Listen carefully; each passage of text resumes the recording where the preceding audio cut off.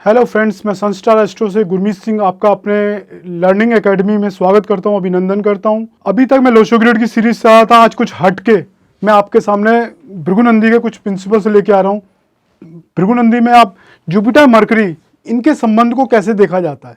अगर इनकी युति बन रही हो या 159 पे आपस में बैठे हों या 212 पे रिलेशनशिप में बैठे हों, 311 पे बैठे हों, ये इनकी जो आपस की कंजंक्शन है वो क्या बताती है।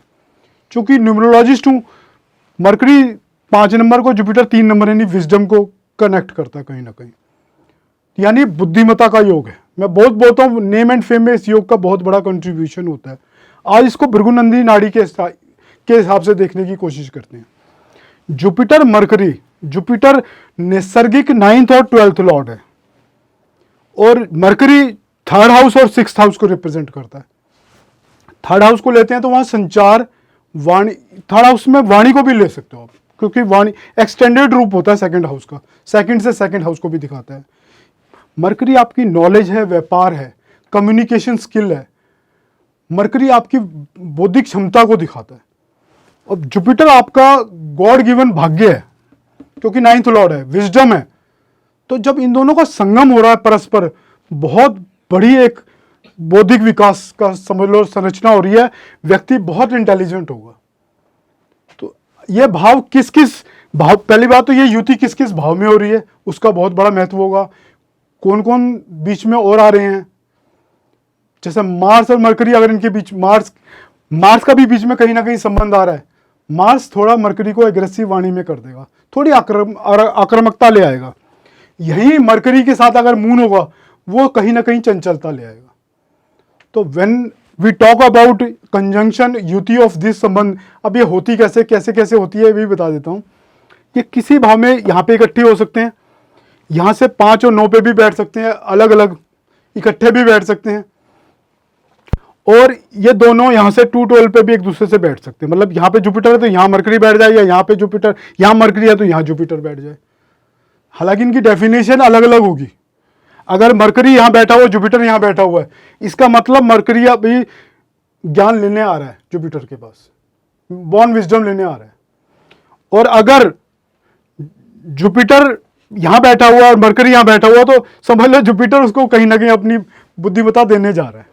तो कहीं ना कहीं दोनों हिसाब से देखा जाए तो कहीं ना कहीं मरकरी को कहीं ना कहीं से ज्ञान का फायदा होने वाला है इस युति में। अब इस युति का स्वरूप कैसे कैसे बदलेगा वो भी बताता हूं आपको। अगर 1st हाउस में है तो 1st हाउस आपका फोरहेड है। और देख, एक बात और समझनी पड़ेगी, हम नैसर्गिक चार्ट को लेके चलते हैं। एक तो नैसर्गिक चार्ट होता है जहां जो मेष लगन से शुरू होता है, और एक व्यक्ति को अलग अलग चार्ट मिलते हैं जिंदगी में। जैसे जब मैंने आपको शनि और मरकरी की संबंध बताया तो ये बताया था, अगर मरकरी 10th हाउस में बैठा हो और शनि उससे संबंध बना रहा हो, वहां पर व्यापार के संबंध प्रगाढ़ संबंध देगा। अगर 4 और 5th हाउस में बना रहा है, यहां पढ़ाई से रिलेटेड उसकी ग्रोथ होगी, पढ़ाई से लेकर इंटेलिजेंस आएगी। तो ये डिफरेंट हाउसेज में डिफरेंट बिहेव करेगा, डिफरेंट राशियों में डिफरेंट बिहेव करेगा। इन दोनों में कौन सा ज्यादा मजबूत है वो भी देखना पड़ेगा, हमें समझना पड़ेगा। बट धीरे धीरे मैं आपको छोटी छोटी समझाता हूं। ये युति यहां पर आपको इंडिकेशन दे रही है बहुत जबरदस्त दिमाग देने की, क्योंकि यहां पे दोनों प्लेनेट दिग्बली भी होते हैं, इररेस्पेक्टिव ऑफ लगना। लगन को हम बीच में बाद में लाएंगे, किसी एग्जांपल में लाएंगे। अभी 2nd हाउस आपका फैमिली हाउस है, तो यहाँ बहुत अच्छी फैमिली में आपको इन्वायरमेंट मिलने वाला है, क्योंकि दोनों बड़े जबरदस्त प्लेनेट हैं। और 2nd हाउस आपका फैमिली हाउस है, ज्ञान का भी घर है, धन का घर है ये। तो यहाँ इन दोनों की मदद से इंसान अपने धन को अर्जित करने में सफल होगा, एक अच्छी फैमिली में उसकी ग्रोथ होने वाली है, ये निश्चित करता है। 3rd हाउस कम्युनिकेशन का है। जब इन दोनों की युति 3rd हाउस में होगी तो इंसान एफर्ट्स, इन दोनों की मदद, इन दोनों के कारक तत्व को लेकर अपने एफर्ट्स करेगा। उसके एफर्ट्स में, उसके बौद्धिक विकास में जुपिटर का और मरकरी का दोनों का कंट्रीब्यूशन रहने वाला है। एफर्ट्स में भी रहने वाला है और कहीं ना कहीं उनके दोस्तों को भी फायदा पहुंचाने वाले हैं यहाँ पर, कि 3rd हाउस फ्रेंडशिप का भी माना जाता है। 4th हाउस को लेते हैं तो ये स्टडी का घर है। बहुत बड़ी, ऐसे व्यक्ति की माँ बुद्धिमान हो सकती है, बाकी कॉम्बिनेशन भी देखने पड़ेंगे, पर यह व्यक्ति पढ़ाई में बहुत इंटेलिजेंट होगा, क्योंकि 4था घर सीधा सीधा पढ़ाई का है। 5वें घर में अगर ये कंजंक्शन होने वाला है, ऐसा व्यक्ति का दिमाग बहुत पॉजिटिव सकारात्मक अप्रोच होगी पढ़ाई के प्रति, क्योंकि आपकी सोच का घर है। आप कलाकार बनना है, आपने सट्टेबाजारी से पैसा कमाने हैं, कहीं से भी पैसे कमाने हो, पांचवा घर उसकी सोच का है। सोच का जन्म पांचवें घर से होता है। वहां जुपिटर मरकरी के कारक तत्व पहुंच रहे हैं तो आपको बहुत ही मतलब अपनी कहीं ना कहीं ज्ञान का स्तर कहीं से कहीं ले जा सकते हैं। जो भी करोगे चाहे आप, क्योंकि जुपिटर धर्म को भी रिप्रेजेंट करता है, क्योंकि 9th हाउस का नैसर्गिक कारक ग्रह है, ये धर्म को भी रिप्रेजेंट करता है, ये धर्म का घर है, तो वो यहाँ धर्म से भी जोड़ सकता है आपको। छठा घर नौकरी का है, यहाँ कंजंक्शन होती है, बहुत बढ़िया, यहाँ पर भी कंजंक्शन में बहुत बड़ा फायदा देने वाला है, क्योंकि ये आपकी जॉब का घर है। यहाँ आप अपनी जॉब में इन दोनों की मदद से पैसा कमाने में सक्सेसफुल हो जाओगे। बाकी देखो, ये 7वां घर आपके व्यापार का है। मैं सब घरों को कवर नहीं करता, एक छोटी सी इंट्रोडक्शन दे रहा हूँ आपको। आज भृगुनंदी नाड़ी में जुपिटर मरकरी की क्या कंजंक्शन का महत्व है, किस किस घर में क्या महत्व है। 7वां घर आपके व्यापार का, आपकी शादी का, वहां पे आपको बहुत फायदा पहुंचाएगा ये कंजंक्शन। ये आपको रिटेल आउटलेट से, आपको व्यापार के किसी भी कोई भी व्यापार करने जाओगे तो यह आपको कोई एक नया आयाम देगा आपको ऊपर ले जाने के लिए व्यापार में।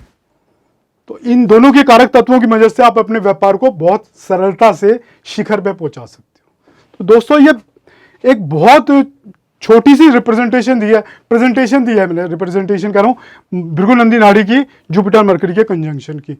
ये इवन मैं अब जल्दी से कवर करता हूँ। ये 10th हाउस और 11th हाउस और 9th हाउस, बहुत सकारात्मक यहाँ पे परिणाम मिलने वाले इस कंजंक्शन के, क्योंकि दशम भाव आपका राज्य का घर है, तो यहाँ पे और आपके कर्म का घर है, तो यहाँ पर भी इसकी बहुत बड़ी मदद होने वाली है।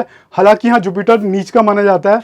अब नैसर्गिक हम अगर मेष लगन को मानते हैं तो यहाँ जुपिटर नीच के प्रभाव देते हैं, पर मरकरी कहीं ना कहीं उसके साथ होगा, संबंध अच्छे ही रहने वाले हैं।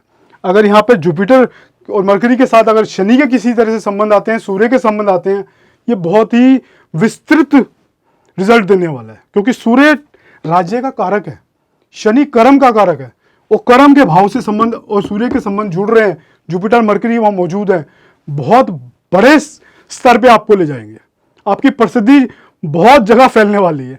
इवन यही रिजल्ट आपको 11वें घर में मिलने वाले हैं। तो दोस्तों, भृगुनंदी नाड़ी की सीरीज शुरू की है दोबारा मैंने, पहले एक या दो वीडियो बनाए थे। अब मैं आपको नेक्स्ट वीडियोस में बहुत अच्छी केस स्टडीज भी लेके आऊंगा, जिससे अपने जो पॉइंट्स आज मैंने बताए हैं इनको आगे बढ़ाऊंगा। Thanks friends. मेरा ये वीडियो आपको पसंद आया हो तो शेयर एंड सब्सक्राइब करना ना भूलिएगा। Thanks friends. अभी भृगुनंदी नाड़ी पे आज ही मैरिज पे एक वीडियो और मैं आपके लिए बनाने जा रहा हूँ। मैरिज कब जल्दी होगी, डिले होगी, या जो भी मैरिज के प्रॉमिस है उसके ऊपर एक वीडियो आएगा मेरा, क्योंकि बहुत ही हॉट विषय है शादी का। हर बंदा पहला क्वेश्चन मेरे से ऐसे एस्ट्रोलॉजर शादी के बारे में पूछता है, उसको भृगु दृष्टिकोण से हम कैसे देखेंगे, समझेंगे, वो आज आपके सामने एक प्रेजेंटेशन आएगी। Thanks friends. मेरे वीडियो को शेयर एंड सब्सक्राइब करना ना भूलिएगा। थैंक्स।